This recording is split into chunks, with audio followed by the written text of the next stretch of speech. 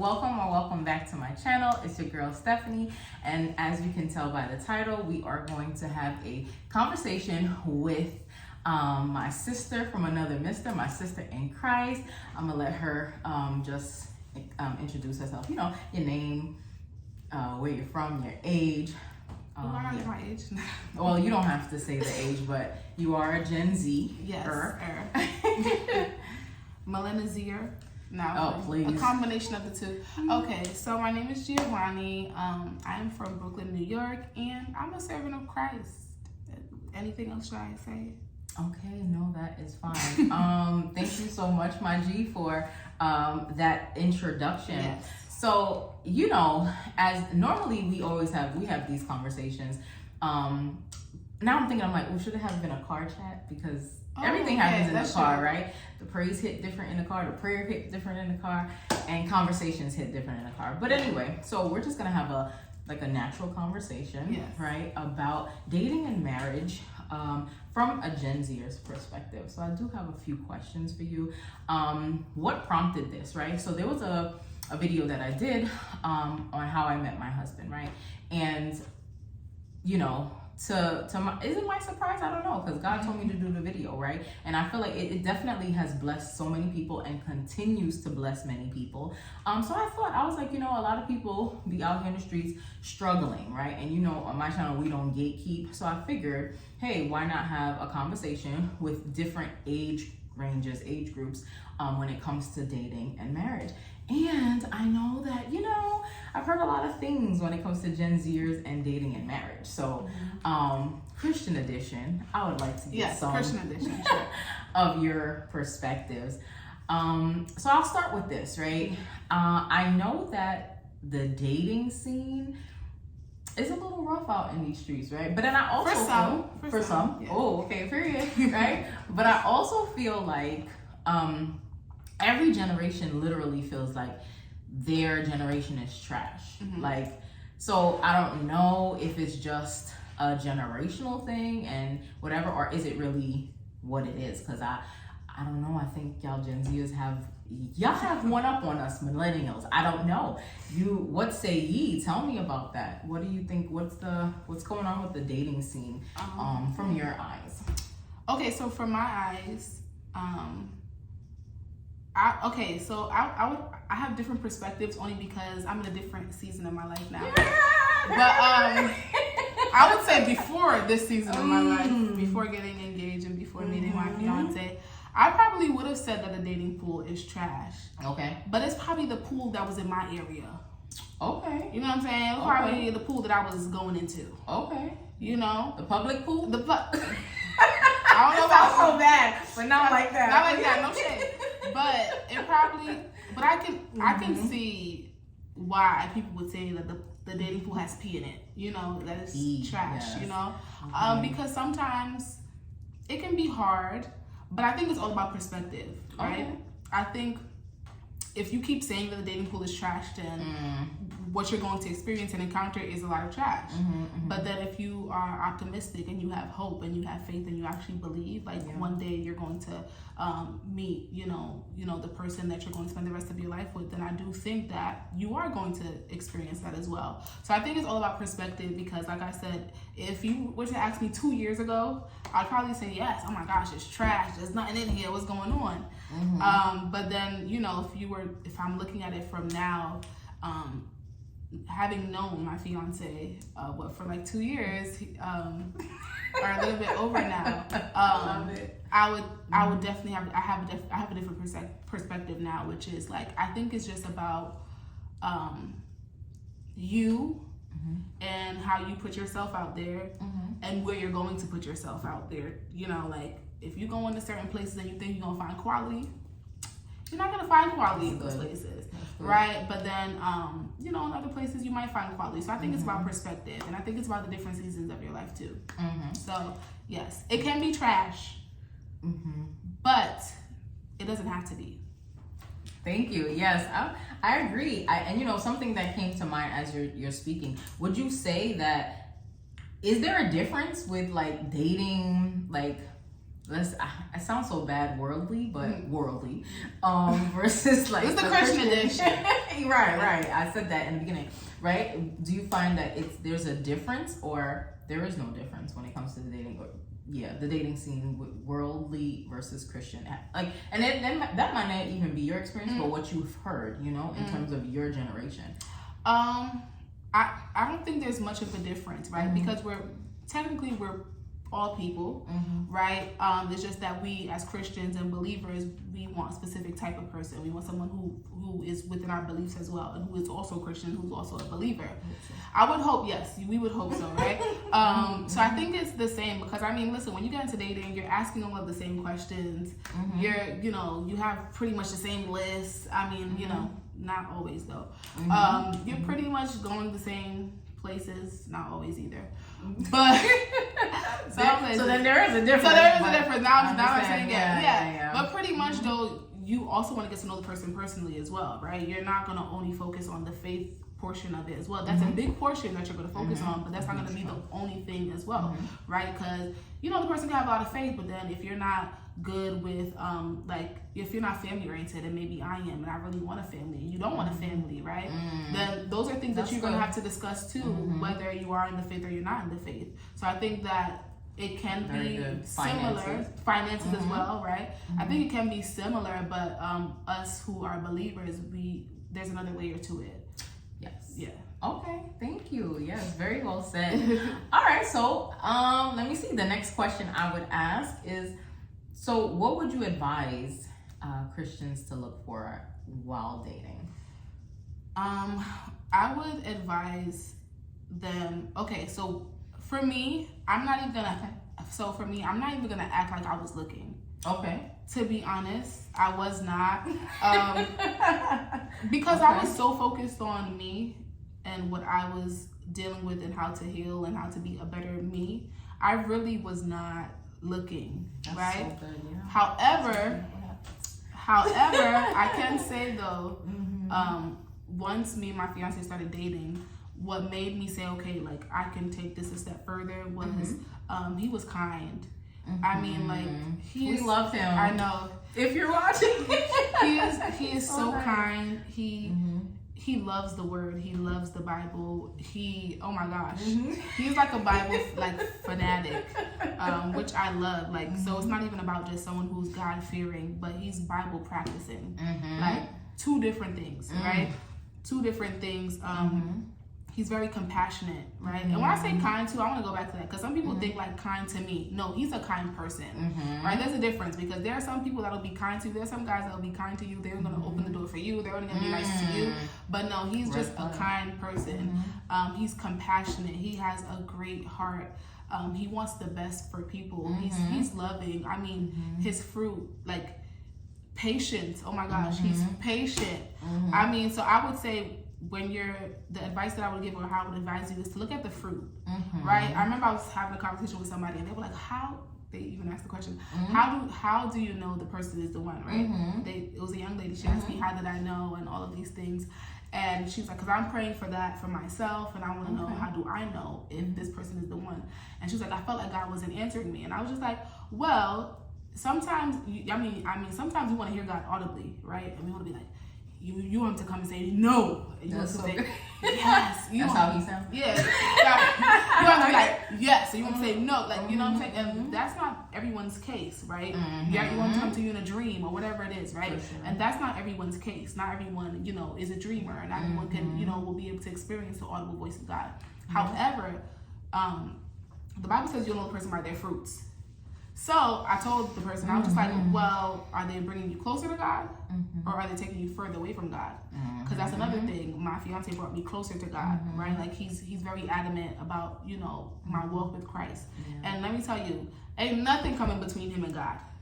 Period. Nothing, not even me. Okay? Period. Right. As it should be.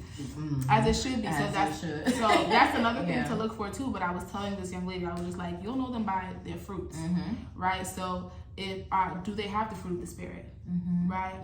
Are they displaying love? Or is everything about like them being angry, or they have wrath in them and they can't? There's no self-control there. Petty. Are they petty? You know what I'm saying? Are they toxic? Are they petty? Are they a narcissist? Like there's so many different things that you can, and those are not fruit that would align with what God would want for you, right? Are they abusive, right? Like those things. Like so, sometimes God is not going to answer you with Him saying yes or no, but sometimes He'll just tell you to watch the person's fruit. You'll know them by their fruit, and if you know, if what's coming up is not what you think or not think, which was spoiled, rotten. Exactly. If what's coming up is spoiled and rotten, then that's your answer. That's how you know the person is not the one. But if what's coming up is good, right? If you're planting an apple seed and what's coming up is an apple, then you know God is saying, okay, this is the person that you can move forward with. Yeah, and that's so good that you say that, for sure. And even with the fruits of the Spirit, I'm thinking about patience being a big factor, which is really huge, because a lot of times I feel like, especially during these times, like nobody has patience for anything. That's a fact. Like, I hope y'all watch the whole video, right? Because maybe you don't have patience to even watch the whole video. And so when it comes to like dating, I feel like people are not even giving enough time to see the fruit that is being bared. I feel, you know, so it does take time, and not so much time, I want to say, because I feel like personally, and it's like literally you you can only perpetrate a fraud for so long. That's so true. Ain't no way you are gonna pretend to be this God-fearing person and it not show up. That's true. There's no way, because unless the person is delulu and you could, you know, some people are crazy, and may the Lord deliver you if that's the thing. But I feel like there are still signs. And so one of the things, and I've mentioned this in one of my videos, right, when my husband was checking me out, right, and I didn't know this for sure, but he said he was watching me for 6 months.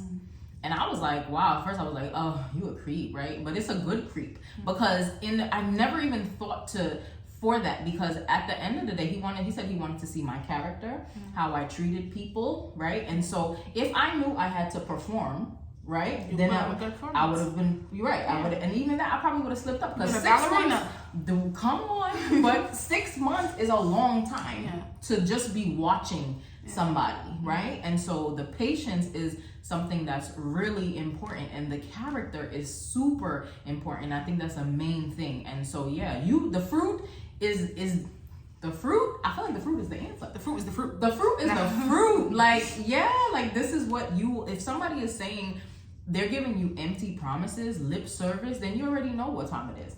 And it can even share it a little further. When I was dating my husband and we went on a date, and literally everything that he says he's gonna do, and that's one of the reasons why I love him, but he delivers. He's a man of his word. Yes. And so we went on a date, and there was a time, I don't remember what it was, but I didn't realize that I had like a residual, like a residual stuff from who I used to date before, like just being used to people just like not being people of their word. And he checked me immediately. He was just like, why did you say that? Like, why do you say it like that? Like, have I not delivered everything that I said I was gonna do? And I was like, oh shoot, period, check me, right? But at the same time, I didn't even realize it. But from then on, I never said, because the receipts are there. Yes. The fruit is there. Like, what's the like?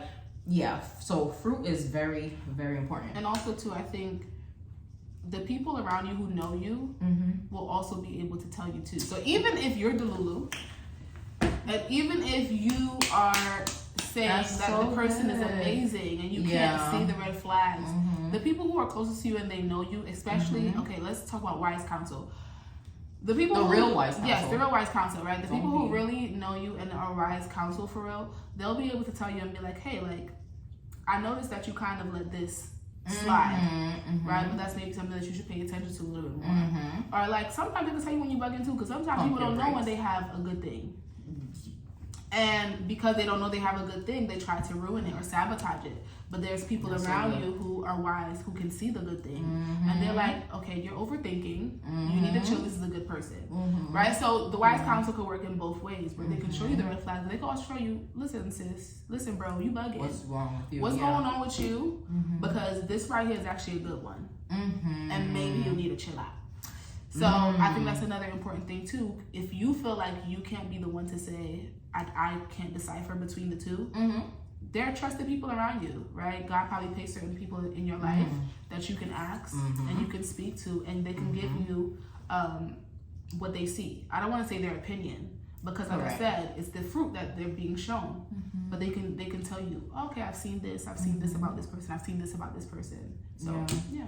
And to add on, just thinking about like with the wise counsel, you know, you definitely want to fact check yourself, right? Of course. Like, and the real wise counsel. What do I mean by real wise counsel? Not the person that you're just claiming to be wise counsel and you know they're not wise counsel. They are just there to feed what you want to hear. Yes. That's not wise counsel, right? You want somebody who's wise, literally like somebody who has a relationship with God and can be objective. What do I mean by that too? When, like, if I'm going through something, like, whatever I'm going through doesn't affect what I'm telling you, what the word says, what you need to hear. You understand? Because that happens as well. Like, and so when you break it down like that, it's kind of hard, and it's very like minimal in terms of the wise counsel. So yes, thank you so much for that. I appreciate that response.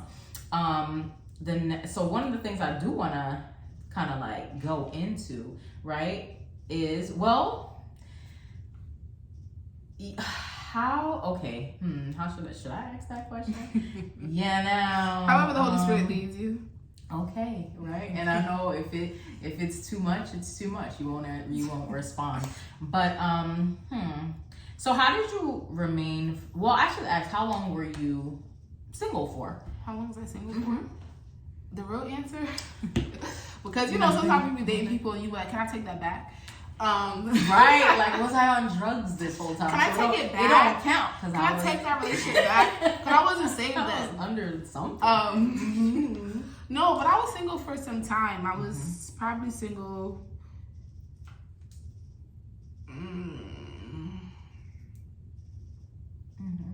Probably like 6 years, maybe. Okay.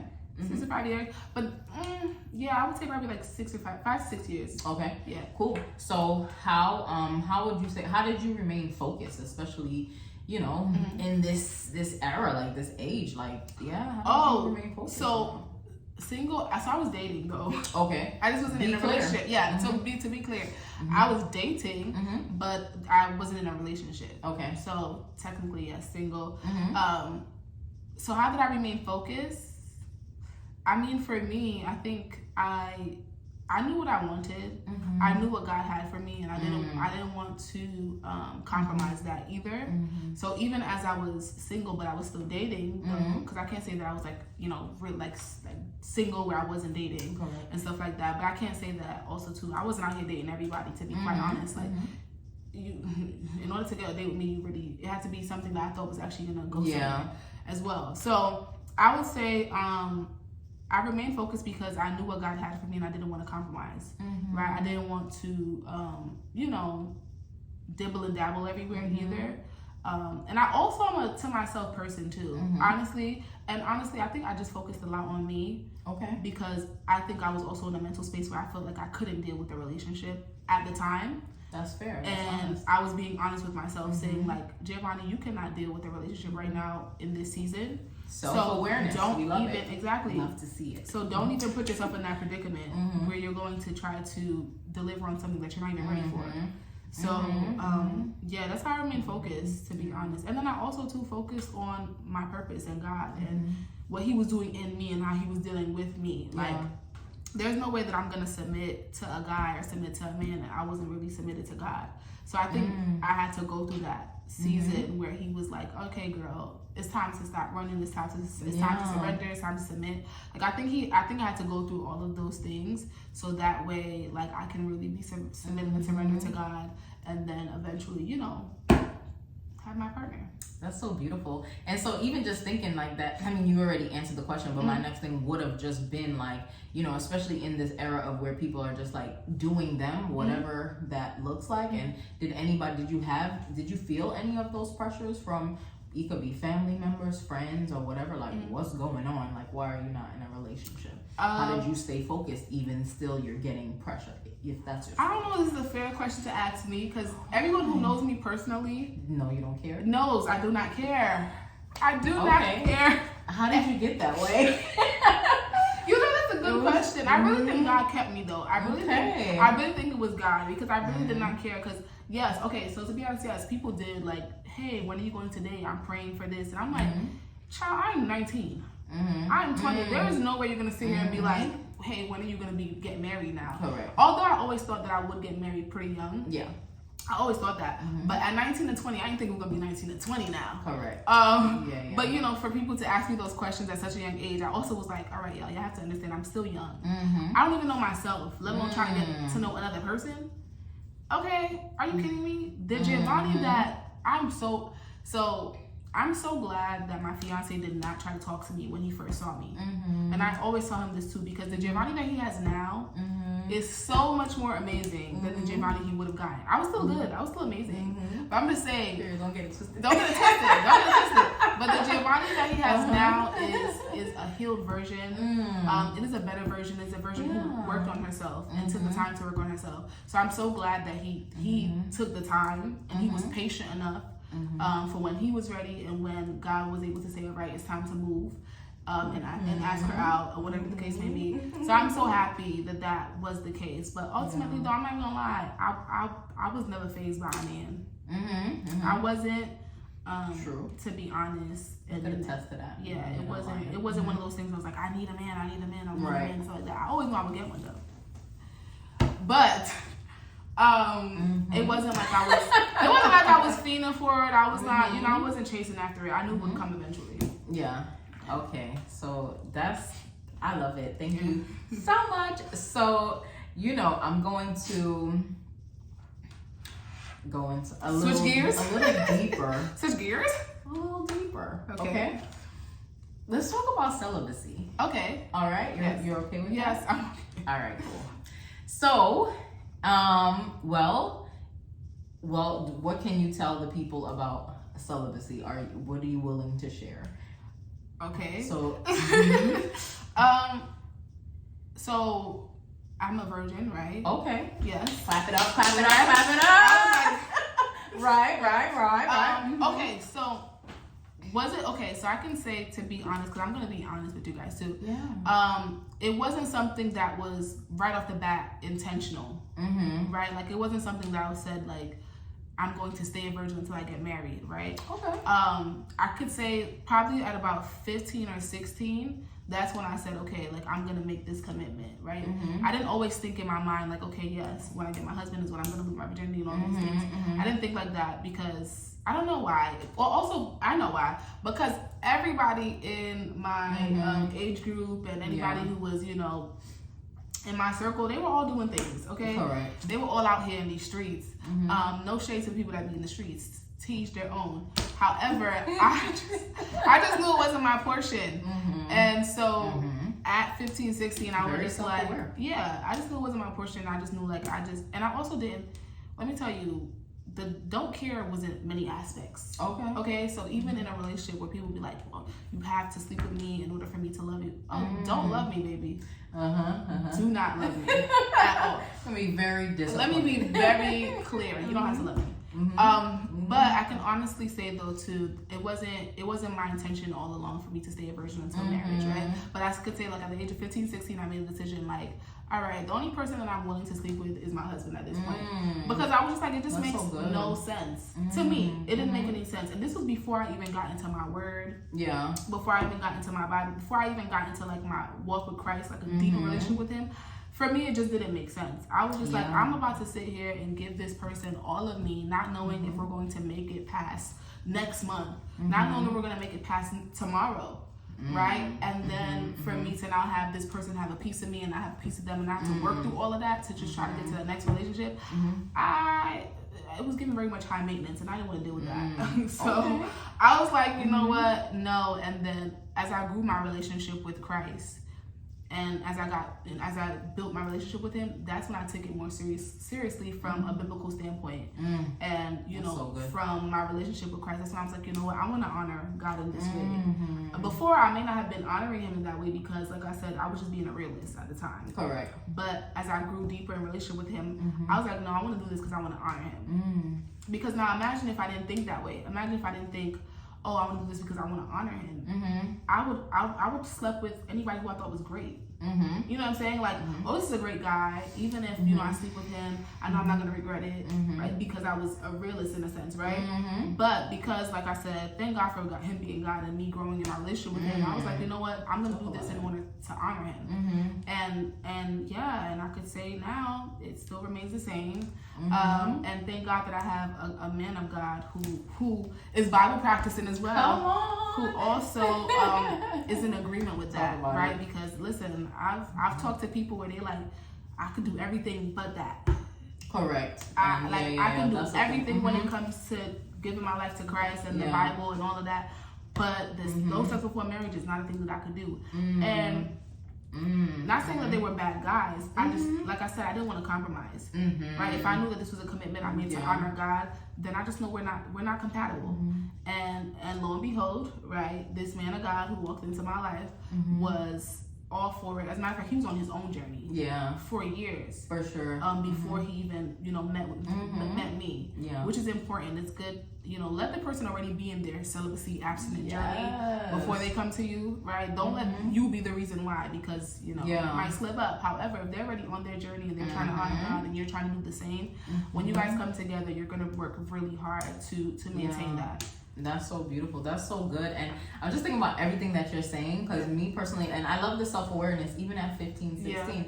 And so for me, even me being like real at the time, or just like of the world, like, so for me, I lost my virginity at 23, right? And so the world would say, oh, you were grown. Yes. And I would say that's a good age. That's a good age. Okay, right? And so at the time, I remember saying to myself, like, I wanted to lose my virginity to somebody who I was in love with, or what I thought was love at the time. You know what I mean? And so that was where my mentality was for that. I wasn't thinking about God or anything. But then fast forward, meeting my husband, I was on a celibacy journey for some time, and so was he. And so we actually waited until we got married. So yeah, I agree. Y'all be on your own journeys, right? That whole self-control, which is also a fruit of the spirit. Hello, right? And be on the same page, right? But it's all worth it. Yes. And just honoring God in that way, I think it's a beautiful thing. It is beautiful. To God be the glory. It is beautiful. Yes. So my next question, since we're already talking about marriage, right? Why do you feel like it's important to get married? Because some people out here, especially around, not even only your literally all generations, people are not wanting to get married. But I want to hear from you. What are your thoughts on marriage? Why is it important? Yeah, so it's weird because I feel like people are saying they don't want to get married, but then they're getting into these long-term relationships, which technically you're married, it seems like to me. Not you. Yes, that is. I'm not trying to knock anybody. No, and it's true, but I know it just makes you. Yeah. So I want to know. I really want to ask somebody what's the difference between marriage and the lifelong commitment that you're making to stay with this person? Some people say forever. Some stuff. Okay, I don't know what they're saying. Right. I don't know what they're saying. Maybe I shouldn't know. But I can say for me, honestly, I think why marriage is important to me. One, I have the desire. One, I have the desire to be married. I have the desire to build legacy with my husband. I have the desire to, like I said, if I'm waiting for sex until marriage, then yes, I'm getting married. So I can have legal sex. Hallelujah. Praise and worship. I know, right? It's like praise and worship. But no, I'm getting married too, so that I can also have children to be a part of that legacy. I want to build a legacy of faith, of oh my gosh, like I can't wait to have kids and to give, like, you know, to be able to grow them in the faith and grow them to build a relationship with Christ and to grow them to know God for themselves. Yeah, it's basically little disciples. And I think that's important. And we all know too that marriage is like the closest thing, right, that you're going to experience in terms of being in a marriage with Christ, right? And I also feel like marriage is important for growth. There are certain things in me that I probably will not know about until I get married. And I think marriage is a great way for me to grow, honestly, as a person and as an individual. And then to have that companion for like the rest of your life, God willing, you know what I'm saying, to have that companion with you, to have somebody that has your back. That was a question that we had. Anyway, to have somebody that has your back, to have somebody that is with you through thick and thin, sickness and in health, but to have that partner with you that you can go through life with, you can go through ups and downs with, you can grow closer to God with, and also to purpose, right? Like purpose is a big thing. A person that could push you towards your God-given purpose, right? And you could do the same for that person too. So I think there's so many benefits for me with marriage, and I also think it's also to break that generational curse, right? Because I was a child. I am a product of someone who did not get married, right? Like my mom and my dad were not married when they had me, so they had me out of wedlock. Yeah, and I'm a product of that, so I have no shame or any of that, you know, or whoever tries to put shame on that. I don't have any shame, you know, of the product of what happened with me. However, I just know for me, I want different from my family and what I want to build, right? So for me, I think marriage is definitely important. And I also want to be an example to those who even look up to me too, on, you know, doing things the way that God would want me to do it, and be an example in that sense. So I think that that's also important, because we never really think that people are watching us, or we never really think that we have people who look up to us. However, people do look up to us, and people do watch us in our circles, in our families, in our homes, whatever the case may be, in our churches. And I want to be that person that can show them what a godly marriage looks like, right? A godly, healthy, happy marriage, right? Sometimes they be in marriages and they love God, but they don't know that they love each other. Okay, you want to talk about that? What does that look like? No. What does that look like? I don't talk about that. I'm not married yet. I don't know. Oh, but it's okay. You're observant, and I'm observant. What have you seen that indicates that the people be married and there's no there's no love? I don't know. I'll plead the fifth. Okay, whatever. That's fine. That's cool. I'm not even gonna push it too hard. But you know, you said something. I mean, a lot of profound things too. And yet, marriage is it's such a beautiful thing. And I believe that, you know, if that is something that God wills for you, right? And you're not like a eunuch or whatever, like you know what I'm saying? Like, it is a beautiful thing, despite what the world says. Like, it's amazing, right? And that whole commitment, that whole covenant, right? Under God, like, that's a serious thing, and it's not like, and that's when you were saying through thick and thin, and you know what I mean, the companionship. Like, I was thinking like the real commitment, because there's people we know that they say it with their mouths, but when it gets into the thick of it, it's gone. And so I just feel like it's such a beautiful thing. You definitely learn a lot about yourself. I'm excited. And it's fun. It's fun. It's funny. Yes. It's annoying. Yes. But you know, you're definitely going to grow. Yes, so for sure. And for those who want to grow, like, I think that's good. Some people don't want to grow. That's true. I'm gonna leave it at that. I know. But the next thing that you said that was very profound in terms of generational curses, right? What advice would you give to people on how to break generational curses, right? Even in terms of the dating, the marriage, whatever. Like, how would you? What say we? What? And I think that you have to identify it, right? Like, for me, I've identified on my maternal side of the family, not that many women get married. Okay. Right?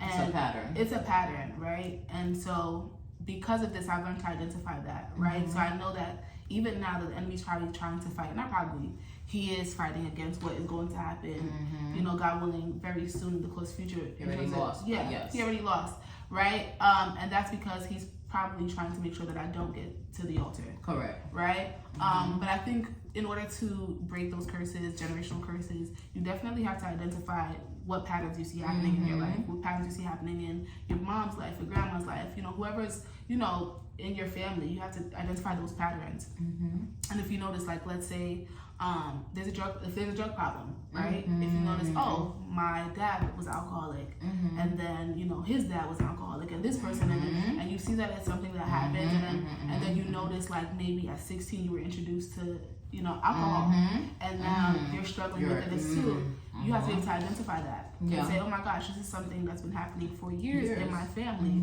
and now once you identify it, now you got to take it to the Lord. You have to take it to God and say, like, this is a pattern that I've noticed, and I break it in the name of Jesus, and it's not going to go any further. It's going to stop with me. As a matter of fact, not including me. It's going to stop with my before whoever had whoever was experiencing that before me. So I think identifying is important, and then also giving it to God, but then also too making sure you don't put yourself in a predicament where you're feeding into that, right? So, like, you're not gonna have a whole bunch of alcoholic friends, right? Perhaps, right? And then also too, like, trying to maintain being free from that curse, right? Trying to put yourself in a position where you're not compromising, right?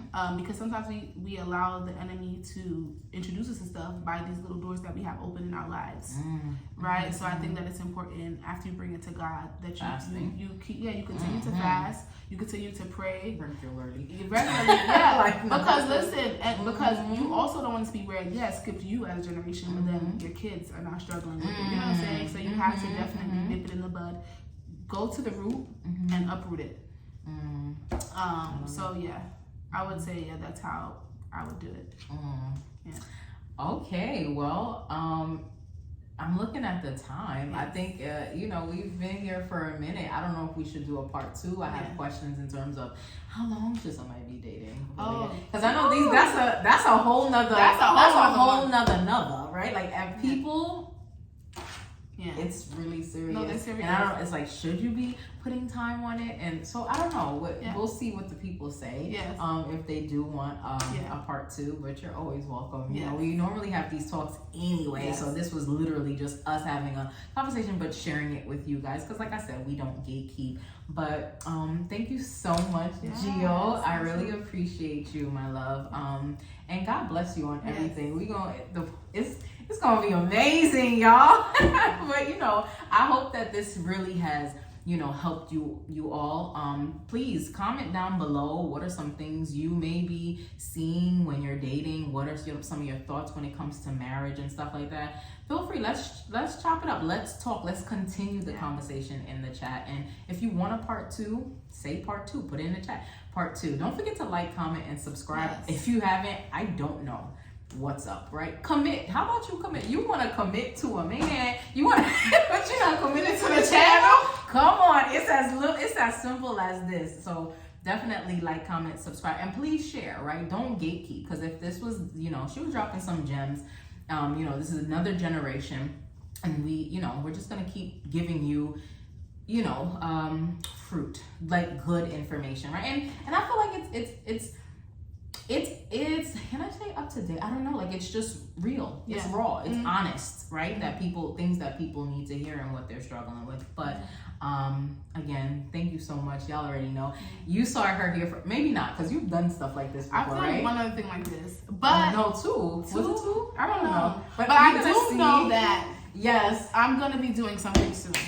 Amen. And I'm gonna support, and I'm gonna let them know when that time comes for sure. I do believe you'll be doing a lot more. We've talked about that as well, and so I can't wait to see it and share it. Yes. All right, y'all. Till next time, I love y'all. Bye.